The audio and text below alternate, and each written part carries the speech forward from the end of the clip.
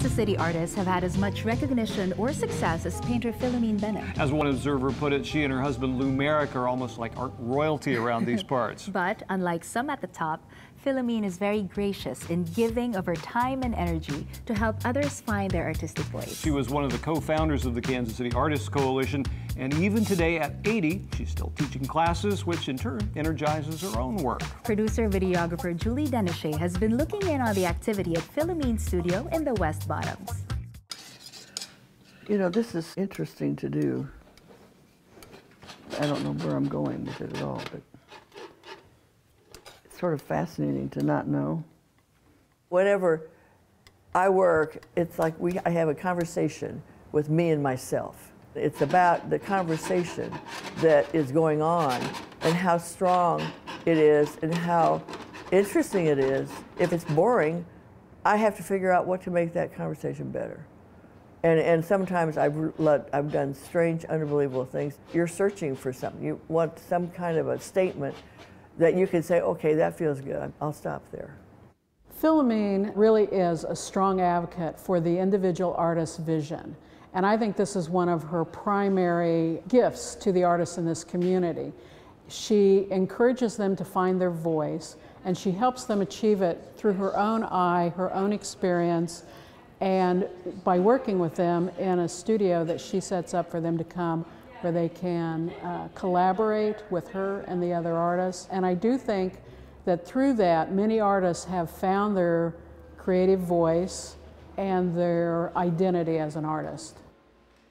First of all, you look at what they do. For me, I know that each one is an individual. They're doing their own thing. And so what is it that they do that's really good and does it really well? You build on it and make it stronger. And it may be something that nobody else likes. It doesn't make any difference. It has nothing to do with that. It has to do with them trying to find out the way they put down their creative energy. Actually, I kind of like it that way, don't you? She's a very energetic, powerful woman, and she takes command of herself and of her artwork, and then she gently coaxes out of her students these beautiful little threads. She could just find that one beautiful line, and she would just light fires. In this workshop, she has all manner of media being used, and she walks around rather like a golf pro and comes up to each artist and says, "Do you have a problem?" And of course everyone does. I got into this painting and had this brush. I made this mark. She comes over and goes, "That mark right there, do you know what you just did?" And I said, "You know, what do you mean, what do you mean?" She said, "That brush loaded up with magenta and red right there that you drug across without thinking anything about it. Look at how beautiful that is." And a light just went on for me. I thought, the only thing I'm interested in is color and mark. It's just color and mark. I think I give them freedom. Freedom to become who they are. Freedom to establish a sense of themselves without anyone negating it. She makes me want to keep doing what I'm doing. She makes me feel what I'm doing is important. She makes us all feel that way. She has a great eye, and she can see things going on in your work that you might not see at first, but when she says it, you know she's right. I think you have to realize that you are uniquely you. There isn't anybody else like you, and that you also have experiences that are uniquely yours. You have all this richness that you can use to do a painting that is just wonderful.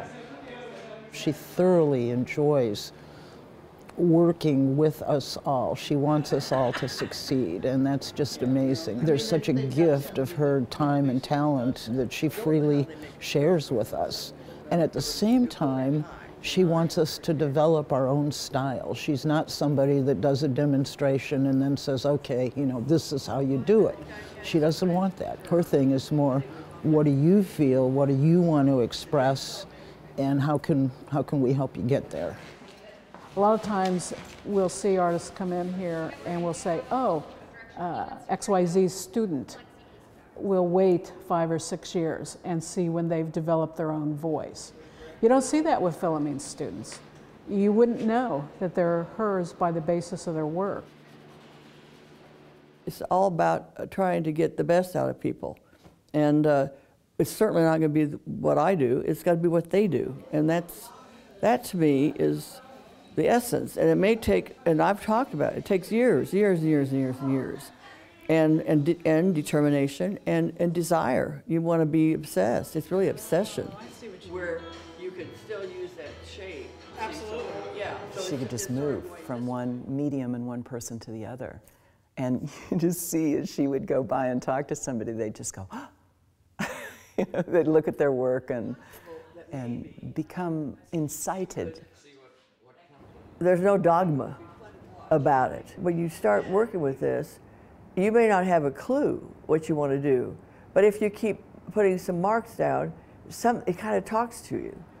Maybe it needs this, maybe it needs that, you know, something. And if you can really trust yourself, put it down. If it doesn't work, get rid of it, you know? I think a lot of people are afraid. There's no right or wrong in a sense. It's like, well, do it and see what happens. And I think that's more her philosophy of, well, why don't you find out what happens if you try that?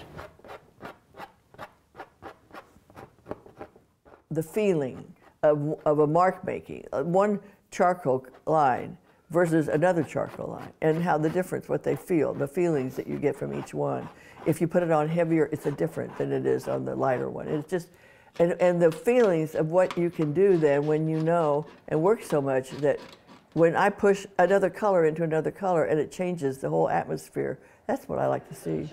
I think before I came to Philomène's, I had a voice, but it just has become better and stronger since I've been there. Sometimes things just go in. If they're with me for quite a while, they even start looking different. They have more sense of who they are. To me, it's just a matter of getting confidence and a belligerent conviction that this is okay, even though nobody else thinks it is. But it's a way of finding out who you are and what you are about, really.